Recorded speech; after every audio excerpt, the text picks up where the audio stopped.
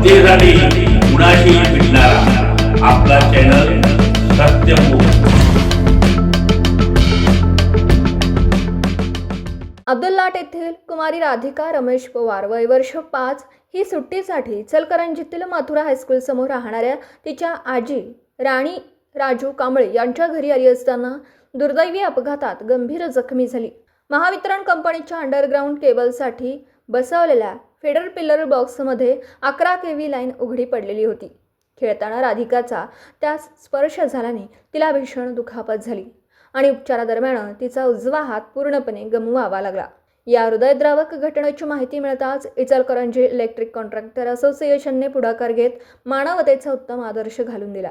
असोसिएशनचे संचालक श्री उमेश माळी यांनी स्वतः कोल्हापूर येथील CPR रुग्णालयात जाऊन राधिकेची भेट घेतली, परिस्थितीची पाहणी केली आणि तात्काळ आर्थिक मदतीचा निर्णय घेतला। त्यांच्या विशेष पुढाकारातून असोसिएशनतर्फे रुपये 21,000 इतकी मदत राधिकाच्या कुटुंबाला देण्यात आली।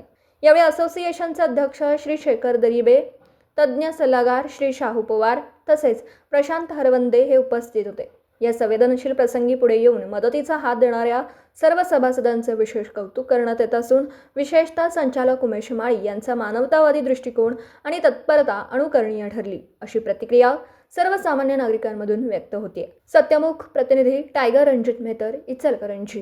जनतेसाठी कुणाशीही भेटणारा आपला सत्यमुख। लाईक करा, शेअर करा आणि बेल आयकॉन ऑन करा। मित्रांनो, विसरू नका।